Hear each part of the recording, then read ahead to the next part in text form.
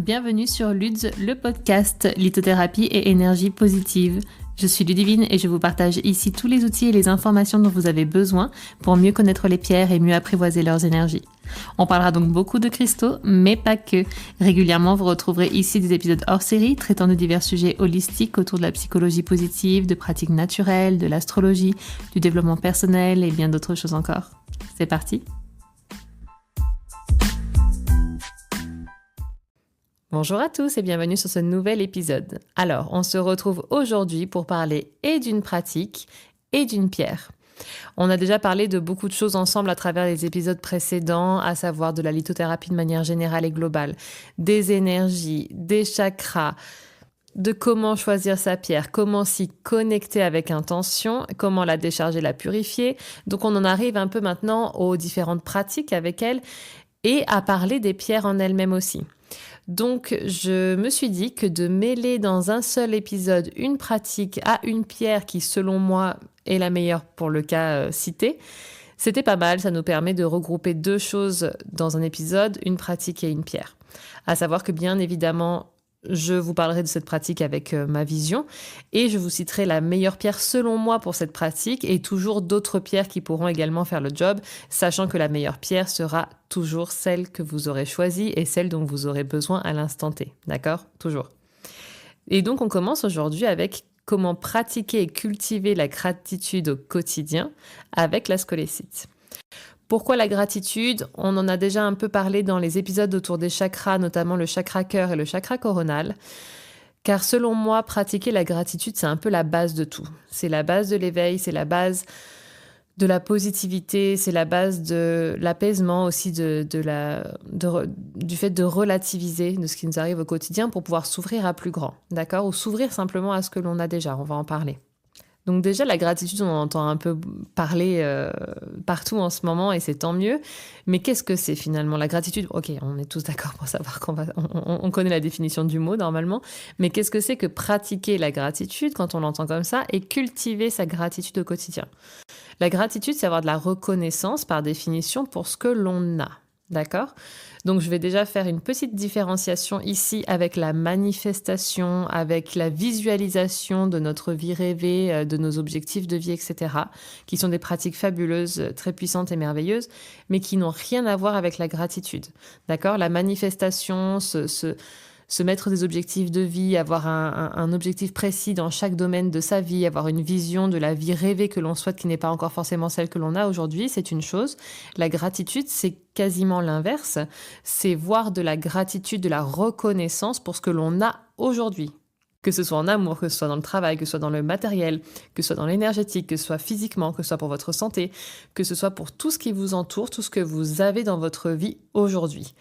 D'accord ? Et pas se fier aux autres, lui il a l'air d'avoir ça, moi j'ai pas ça, peu importe. C'est vraiment vous avec vous et à l'instant T.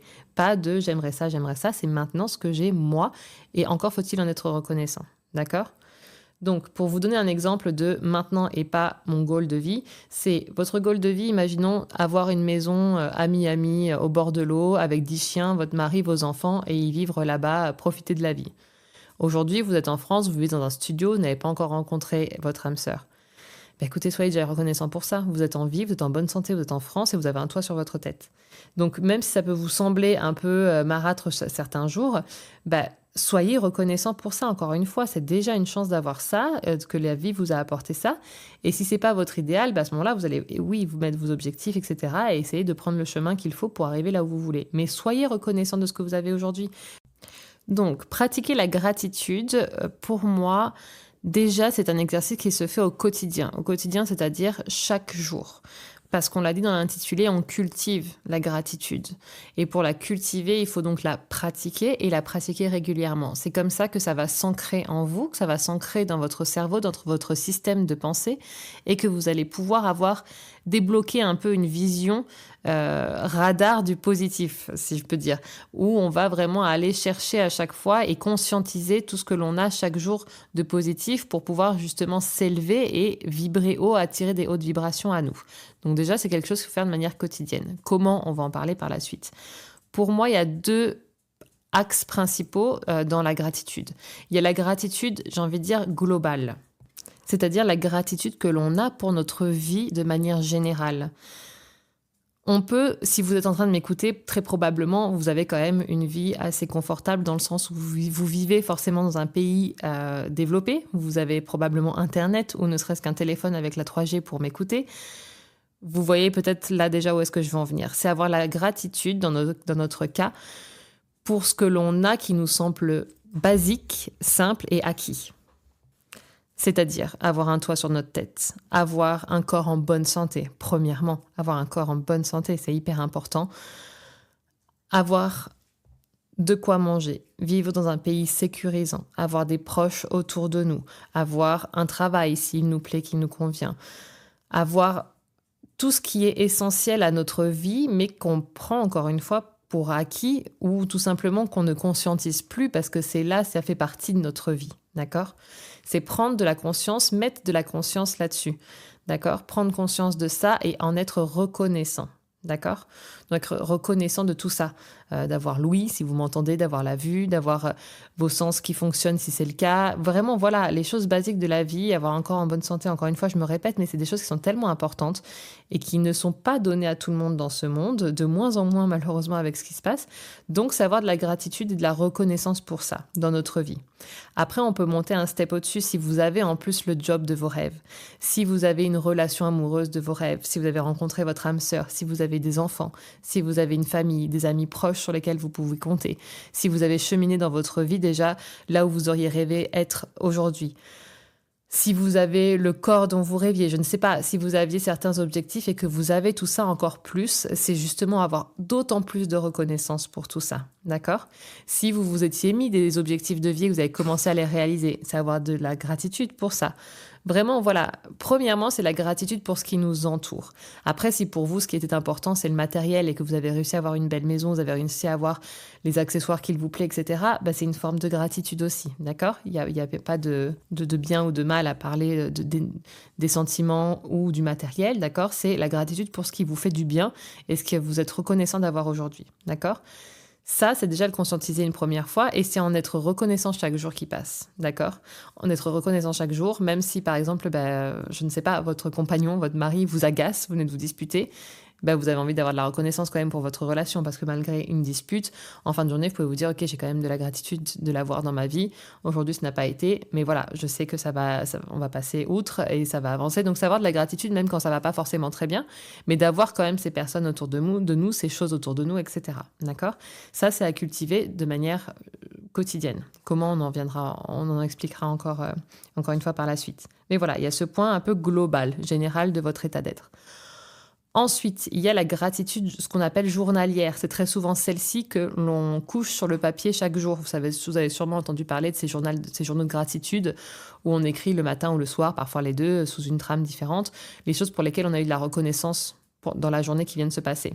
Cet exercice est très important, une fois qu'on a conscientisé notre gratitude globale, pour justement, les journées sont up and down. Les journées vont être très positives dans notre vie. Parfois, c'est plus difficile. Justement, dans les journées positives, c'est se rappeler le soir, oui, c'est vrai quand même, j'ai une super journée, il y a eu ça. Ça mérite d'être marqué d'une pierre blanche. Je vais me le noter dans le journaling si c'est la pratique que j'ai choisie.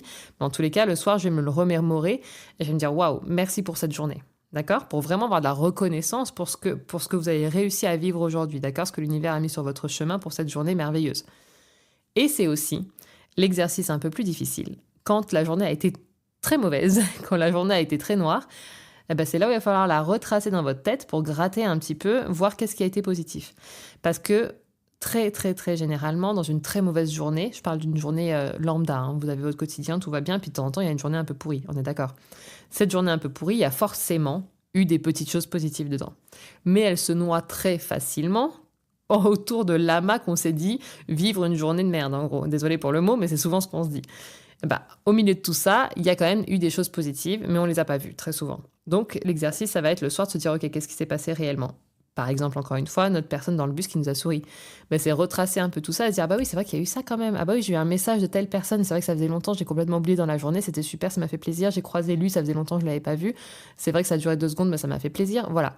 C'est retrouver ces petits moments-là pour remonter un petit peu la positivité dans notre cœur, se dire: «OK, ça n'a pas été si noir, il y a quand même eu ça, il y a quand même eu ça, il y a quand même eu ça». Donc ça élève l'énergie de votre énergie globale et ça vous redonne un petit peu de baume au cœur.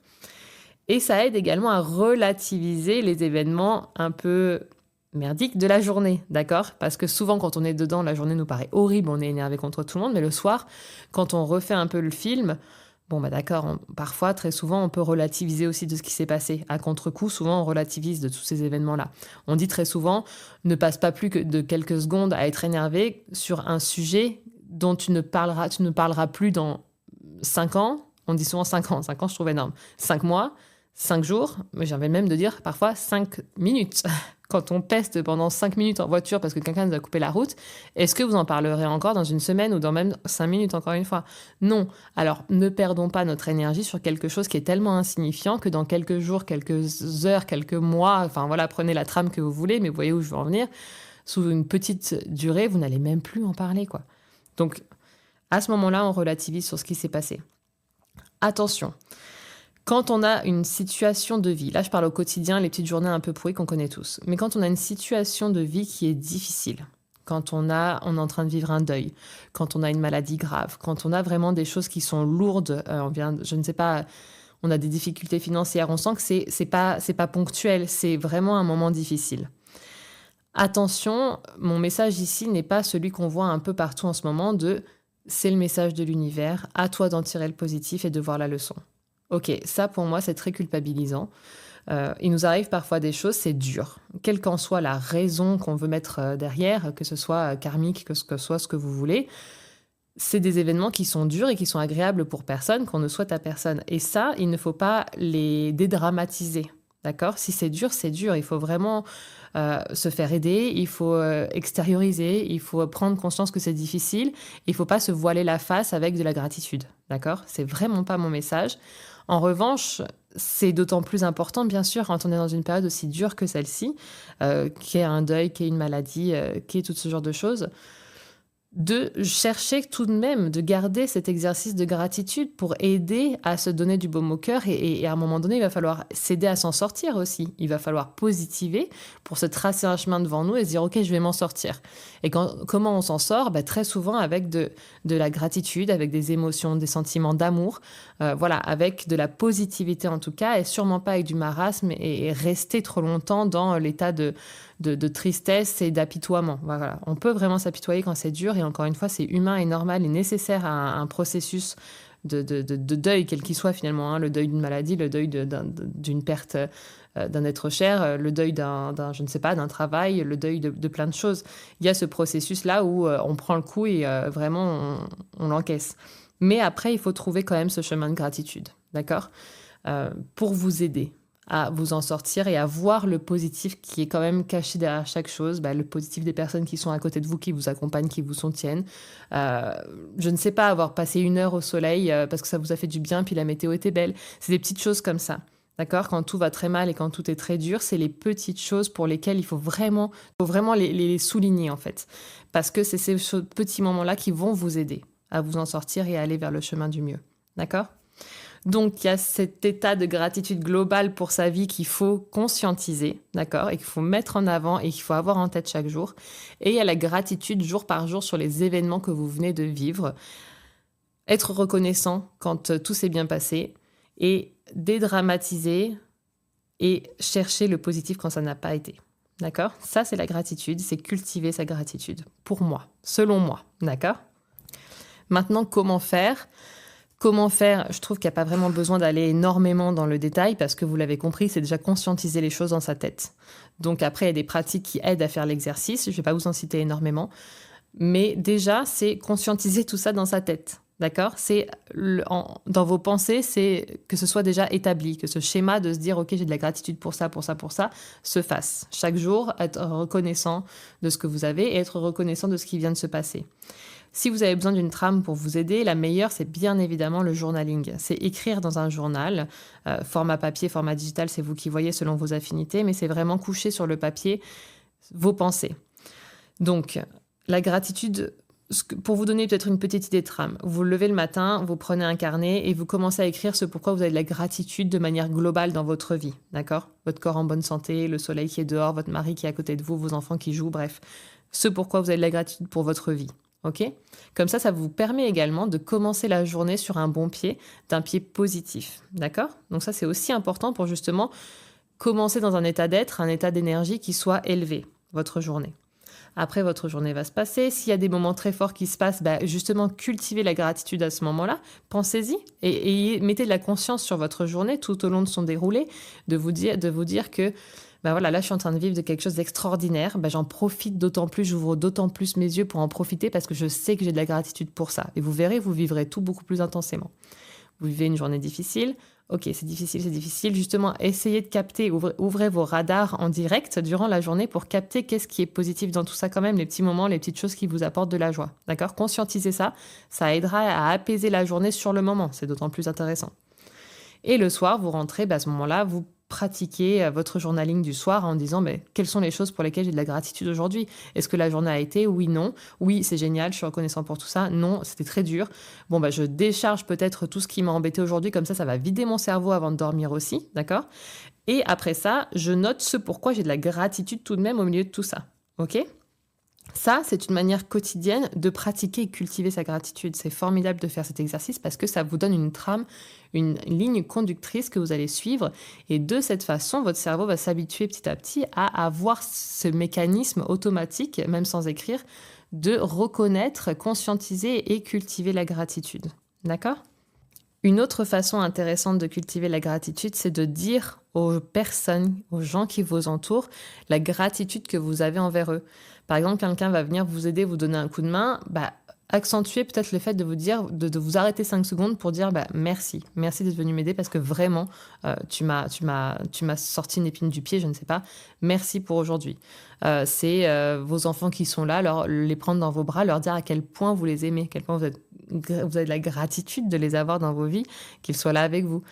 C'est vraiment dire à votre mari que vous l'aimez, à votre femme que vous l'aimez, à vos parents que vous les aimez. C'est vraiment... Alors, si vous n'êtes pas du genre dire aux gens « je t'aime, j'entends, pas tout le monde est comme ça, mais c'est à votre manière démontrer votre gratitude pour les gens qui vous apportent de la joie et du bonheur dans votre vie, d'accord? Parce que plus vous allez démontrer ce genre de choses, plus ça va vous faire du bien, ça va ouvrir aussi un peu votre chakra-gorge en plus de vos chakras-cœur. Et les autres en face vont dire « Waouh, ah ouais, c'est sympa. Ah c'est sympa de me dire ça. Tiens, il a raison. Du coup, oui, peut-être ça lui a fait plaisir. Moi, qu'est-ce qui m'a fait plaisir ?» Et hop, comme ça, on plante un peu les graines un peu chez tout le monde d'élévation, d'énergie un peu plus haute, d'amour et d'ouverture d'esprit et de conscientisation de la gratitude que l'on a autour de nous. Donc maintenant, évidemment, vous me connaissez. J'aime à dire qu'on n'a besoin de rien pour pratiquer l'énergétique, pour ressentir les choses. Encore une fois, je viens de vous le dire, pour pratiquer la gratitude, même s'il y a des pratiques qui aident et je vous en parle. Mais bien évidemment que je vais vous parler de pierre, et vous l'avez lu de toute façon dans le titre, je vais vous parler aujourd'hui de la scolécite. La scolécite, c'est un bonbon pour moi, un bijou pour travailler la gratitude. Vraiment, c'est une pierre qui vous aide à vous ouvrir vos yeux en fait sur ce qui se passe de positif dans votre vie, à ce que vous avez d'extraordinaire déjà dans votre vie aujourd'hui. Elle apporte une immense paix intérieure, donc elle aide à relativiser, elle aide à conscientiser, à capter toutes ces énergies positives et d'amour de ce que vous avez autour de vous et en ressentir très profondément dans le cœur de la gratitude et de la reconnaissance pour avoir tout ça. D'accord ?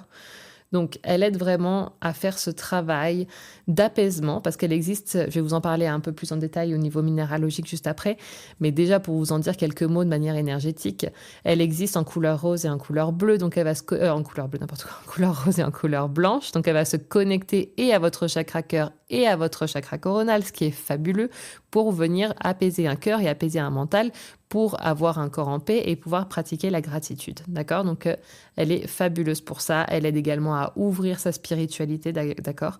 Donc, quand on est dans un sentiment de paix, d'amour et de gratitude comme ça, c'est à ce moment-là, si on en ressent le besoin et qu'on en a un intérêt, qu'on peut s'ouvrir à la spiritualité, qu'on peut réussir à ouvrir un peu nos canaux de réception, d'accord, énergétique. Donc, elle nous aide un petit peu à pouvoir nous connecter à nos guides, à nous connecter aux énergies supérieures, aux messages qu'on pourrait recevoir de la vie. Donc, elle aide vraiment grâce à cette énergie d'élévation, en fait, qu'apporte la gratitude. Et l'amour, elle aide à pouvoir capter les énergies plus hautes. Donc, vraiment, pour ouvrir sa spiritualité, elle est formidable également. Donc évidemment, vous l'aurez compris, elle est fabuleuse en méditation, dans différents rituels énergétiques que vous voulez pratiquer, elle sera fabuleuse. Au niveau minéralogique, la scolécite, c'est un silicate et elle fait partie de la famille des éolites. Les éolites, c'est une pierre qui est hautement purificatrice et qui contient plusieurs autres pierres dans sa famille, dont la scolécite. D'accord? Donc on la trouve, on l'a dit, en blanc et en rose. On la trouve sous sa forme brute ou sa forme polie. Sa forme brute est fabuleuse, on dirait un peu comme un champignon ou un éventail très feuilleté selon quel morceau on peut avoir en face de nous. Et évidemment, sa forme polie sera lissée, mais elle sera d'autant plus merveilleuse parce que vous avez tout cet éventail qui sera poli et lissé et ça donne une netteté sur des aspérités magnifiques à l'intérieur de la pierre. D'accord ? Son système cristallin est monoclinique et sa formation est magmatique ou métamorphique. Et elle a une dureté qui est de 5 pour une densité de 2,8. Donc là, on est beaucoup plus dans les détails minéralogiques. Dureté de 5 sur l'échelle de Mohs. L'échelle de Mohs, c'est une échelle qui va de 1 à 10. 1 étant le talc qui n'a aucune dureté, 10 étant le diamant, rien n'est plus dur. D'accord ? Donc là, on est un peu on est au milieu, très clairement, on est à 5. Et la densité, donc c'est son poids, 2,8, c'est très léger, d'accord ? Donc elle est très léger et elle est au milieu de l'échelle au niveau de la dureté. On peut donc se dire ici que c'est une pierre qui sera assez sensible au choc, d'accord ? Qui n'est pas fragile outre mesure, mais qui sera un peu sensible au choc, qui sera légère, donc agréable à transporter. Mais on va éviter tout de même de la cogner ou de la faire tomber. D'accord ? En quelques mots, je vous l'ai dit, je ne voulais pas vous faire des épisodes trop détaillés sur différentes classes de minéraux, leur système cristallin et leur système de formation, parce que selon moi, ça relève beaucoup plus d'une formation à proprement parler. Mais pour que vous compreniez tout de même de quoi on parle en quelques mots ici, une pierre qui appartient à la famille des silicates, déjà c'est la plus grande famille de minéraux qui existe sur Terre, d'accord ? Et leurs principales caractéristiques énergétiques vont être l'apaisement, la protection, l'auto-guérison, l'autonomie, voilà, c'est la régénération aussi. C'est surtout le cas de ces pierres de la famille des éolites. Mais voilà, donc les silicates, c'est une telle famille qui a beaucoup de sous-familles. Donc après, tout s'affine en fonction des sous-familles. Mais voilà, de manière globale, c'est ce qui va représenter notre pierre. Ensuite, on a dit qu'elle avait un système cristallin qui est monoclinique. Monoclinique, en quelques mots, ça va être la stabilité, l'évolution, la transformation. D'accord ? Donc parfait, évidemment, pour la vision qu'on a de notre scolécite. Et on a dit qu'elle avait une formation qui pouvait être soit métamorphique, soit magmatique. Ça indique ici une capacité d'adaptation, c'est-à-dire que la pierre va être capable de prendre différents chemins pour arriver au même point. D'accord ? Donc c'est justement une facilité d'adaptabilité qui est assez importante dans cette pierre aussi, de se dire qu'elle peut connaître différents types de pression, de haute chaleur, de sources de formation, et elle peut quand même se décider à trouver un chemin pour voir le jour. D'accord ? Donc c'est ce qu'on peut aussi retrouver, cette sorte de résilience et d'obstination dans la gratitude quand on a des moments difficiles dans notre vie, par exemple. Voilà, c'est se dire quel chemin je vais prendre, c'est pas grave, il y a des obstacles, mais je vais prendre un chemin détourné et je vais quand même y arriver. Voilà, donc c'est aussi intéressant à ce niveau-là. Et c'est une pierre qui appréciera tout type de déchargement et tout type de rechargement, bien que ce soit une pierre de couleur froide, donc une pierre lunaire, d'ailleurs à l'énergie très yin. C'est une pierre qui est aussi connue de la médecine chinoise, on ne l'a pas dit, mais pour apporter dans le corps cet équilibre yin, d'accord ? Donc cet équilibre de douceur. Donc voilà, pas de restriction particulière pour cette pierre. Et au niveau de la pratique, bien évidemment, vous allez pouvoir méditer avec elle. C'est fabuleux, surtout qu'elle ouvre justement une énergie assez haute. Donc pour recevoir tous les messages dont on a parlé et l'élévation spirituelle qu'elle peut vous apporter, méditation égale meilleur choix, bien évidemment. Vous pouvez la porter au quotidien si vous voulez justement pratiquer votre vision radar de la gratitude sur l'instant T durant votre journée, c'est parfait. C'est une très bonne pierre d'association aussi, la scolécite. Donc si vous avez une pierre que vous portez de manière quotidienne pour vous aider selon votre problématique du moment ou selon votre choix, tout simplement, on n'a pas besoin d'avoir des problèmes, mais selon votre choix énergétique du moment, vous pouvez la coupler à cette pierre-là sans souci. Elle va juste apporter plus de douceur et justement plus de conscience et de reconnaissance sur tout ce que vous allez vivre. Et évidemment, ce qui est intéressant aussi, c'est de la prendre entre vos mains quelques instants avant de faire votre journaling, si c'est l'option que vous avez choisie. Donc avant d'écrire dans votre carnet, vous posez, respirez calmement avec elle entre vos mains quelques instants avant de commencer à écrire. Et quand vous commencez à écrire, vous la gardez dans votre autre main. D'accord ? Comme ça, elle va vous aider à ouvrir les yeux sur tout ce que vous pouvez voir de positif et ce pourquoi vous allez avoir de la reconnaissance et de la gratitude. Donc la scolécite, me direz-vous, ce n'est pas une pierre très connue ni très répandue. Peut-être que certains d'entre vous ne la connaissent d'ailleurs pas encore. Donc, bien évidemment, il y a d'autres pierres qui pourront vous aider à faire ce travail. Très clairement, toute pierre qui va venir se connecter à votre cœur, surtout si c'est une pierre rose, va vous aider à ouvrir votre cœur, donc à forcément vous ouvrir un peu plus à la gratitude. Donc basiquement, le quartz rose. Si vous commencez en lithothérapie, si on cherche dans votre bibliothèque de pierres, une des premières qu'on va voir, ça sera certainement un quartz rose normalement. Donc voilà, le quartz rose dans tous les cas se trouve très facilement. Donc si vous voulez déjà vous procurer une première pierre facilement pour travailler la gratitude et vous soutenir dans cet exercice, un quartz rose pourra tout à fait faire l'affaire. D'accord ? N'hésitez pas à nous dire, vous, quelles sont vos pratiques de la gratitude, quelles sont les pierres que vous utilisez pour vous soutenir dans l'exercice. On sera ravis de vous lire et de voir justement vos retours. J'espère que cet épisode vous aura plu. N'hésitez pas à m'en faire un retour. Et je vous dis à très bientôt, peut-être pour un autre épisode sous ce format ou un autre épisode pour la prochaine fois. En attendant, on verra. Écoutez, je vous laisse là. Ouvrez votre cœur, pratiquez la gratitude et vous m'en direz des nouvelles. Allez, à bientôt, bye bye.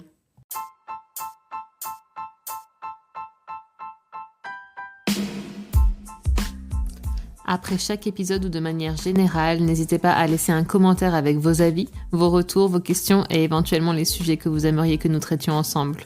N'hésitez pas également à mettre la note de votre choix sur la plateforme d'écoute que vous utilisez afin de faire connaître ce podcast.